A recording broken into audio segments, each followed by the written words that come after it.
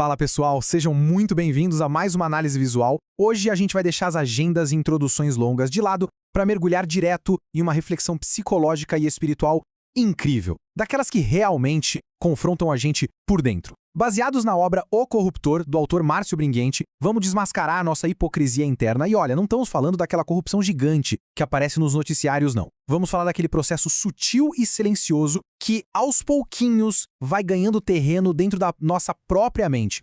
Para começar a entender isso, a gente precisa quebrar um mito. Sabe aquela ideia de que a corrupção interna começa com um escândalo gigantesco? Esquece isso. A verdade é que a traição raramente tem início no ódio. Pois é, ela quase sempre surge daquelas justificativas que parecem ótimas no calor do momento. Na obra, esse primeiríssimo passo é chamado de beijo de prata. É um compromisso quase invisível, sabe? A mente sabe exatamente o que é certo, mas escolhe o desvio, sussurrando para si mesma que é só desta vez ou ninguém vai sair machucado. E como é que a gente escorrega para esse abismo? Tem uma engenharia muito clara por trás disso. Logo depois desse beijo de prata e da aceitação do erro, a gente entra na fase da autojustificativa. É aí que o cérebro trabalha duro, criando narrativas elaboradíssimas só para anestesiar a consciência. Depois, a gente ergue o que o autor chama de falsa piedade, que serve basicamente para manter as aparências, até que finalmente o corruptor silencioso se consolida de vez no comando. Literalmente é a mente leiloando a própria integridade por pura conveniência. A vitrine da loja fica perfeita enquanto tudo desmorona lá dentro. Agora, quando a distância entre o que a gente prega e o que a gente de fato faz fica grande demais, raramente a escolha pelo arrependimento imediato. Por quê? Porque dói. Assumir o erro dói demais. Então, o ego tenta cobrir esse abismo gigantesco com uma máscara. A performance espiritual é ativada com força total e vira um escudo para proteger a imagem pública, garantindo que aquele interior corrompido continue operando ali, livre, leve e solto. Essa máscara cria um contraste que chega a ser assustador. Imagina a cena. No palco, sob os holofotes, existe um domínio perfeito da linguagem espiritual, conselhos incríveis e uma liderança que inspira todo mundo. Mas, quando as cortinas fecham, nos bastidores, quem realmente dá as cartas é um velho homem totalmente autônomo. Ele age no escuro, foge de qualquer confronto verdadeiro e faz de tudo para preservar estruturas que simplesmente se recusam a mudar. E é aqui que entra um termo fundamental e que muitas vezes esconde o tamanho do problema: as obras mortas. E olha que interessante, elas não são pecados escandalosos. Muito pelo contrário, muitas vezes são ações religiosas que até recebem aplausos. O perigo real está na raiz da coisa toda. Elas nascem de um esforço frenético para tentar pagar por um erro ou só para calar a voz da consciência. No fim das contas, funcionam como um curativo extremamente perigoso por uma fratura exposta que nunca foi tratada de verdade. Só que, adivinha? Esse sistema é totalmente insustentável. Chega uma hora inevitável de ruptura, que o livro descreve como o nó na garganta. É aquela crise monumental onde a força de vontade finalmente cede. O peso esmagador de todas aquelas moedas invisíveis, as pequenas concessões, os silêncios acumulados, simplesmente derrubam a estrutura.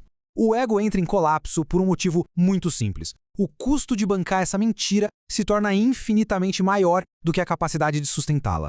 E é nesse exato momento de quebra, lá no fundo do poço, que surge a pergunta definitiva. É o espelho da verdade. Quando tudo vira pó, a alma chora pelo quê? Chora pelas posições perdidas, pela reputação que arranhou, pela perda do controle de tudo?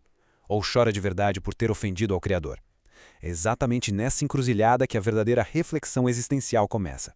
A resposta para essa pergunta mostra a diferença absurda entre duas dores. O remorso, sabe, ele é centrípeto, ele gira o tempo todo em torno do próprio ego. A dor vem do medo das consequências, é uma tentativa desesperada de não perder a majestade. Já o arrependimento, esse é centrífugo. Ele arranca a pessoa do centro de tudo e a lança direto para Deus. Não tem negociação, é só rendição pura e simples. Para resumir, o remorso tenta consertar o ego, o arrependimento decide abandoná-lo de vez.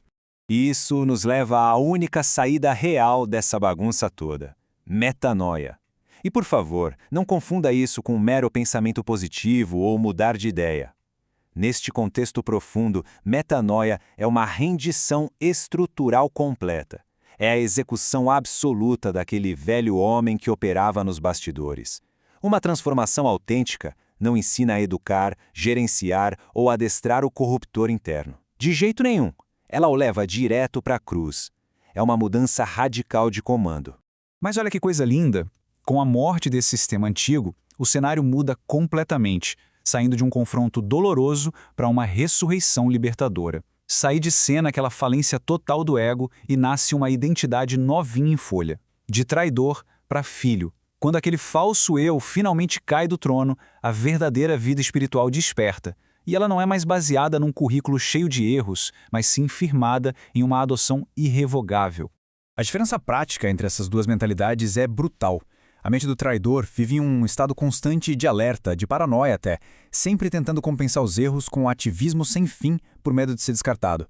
A mente do filho opera de um lugar completamente diferente, um descanso estrutural profundo. O filho não obedece para tentar comprar um pouquinho de aceitação. A obediência dele é só a resposta mais natural do mundo ao amor de uma herança que ninguém pode tirar. Trazendo tudo isso para a nossa realidade, para o dia a dia, a obra usa uma metáfora tecnológica que é simplesmente brilhante.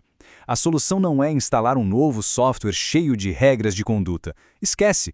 A solução é dar um reboot, reiniciar a máquina inteira do zero, instalando o Espírito Santo como verdadeiro sistema operacional que vai governar a mente de forma definitiva. Nesse sistema operacional novinho, o Espírito Santo deixa de ser aquele suporte técnico que a gente só chama na hora do desespero, sabe? Ele passa a ser o núcleo central da máquina, gerenciando absolutamente tudo. A paz vira o filtro de segurança. Se não tem paz interior, o processo trava, dá erro e não avança. A verdade se torna o código-fonte que não pode ser negociado de jeito nenhum. E o melhor de tudo, aquele piloto automático do ego antigo, desativado com sucesso, para sempre. É um governo constante em tempo real. E assim a gente chega na grande conclusão de toda essa jornada. Uma constatação que faz a gente pensar muito. A corrupção, as nossas hipocrisias e desvios não são vencidos com mais vigilância, mais regras ou novos sistemas de controle. Não adianta. O bem que realmente se sustenta só aparece através de corações regenerados, corações que passaram por esse reboot total. Então fica aqui a grande provocação para a gente pensar. Afinal de contas, qual é o sistema que está governando a nossa estrutura interior hoje? Se essa reflexão bateu forte e ajudou a enxergar as armadilhas do ego por outro ângulo, mostrando a verdadeira liberdade que vem com essa mudança de identidade, convidamos quem quiser apoiar a missão do autor, Márcio Bringuente, a escanear o QR Code que está aparecendo na tela. É uma forma de ajudar a espalhar essa mensagem tão necessária. Pessoal, muito obrigado por acompanharem a gente nesse estudo tão profundo. Um grande abraço e até a nossa próxima análise.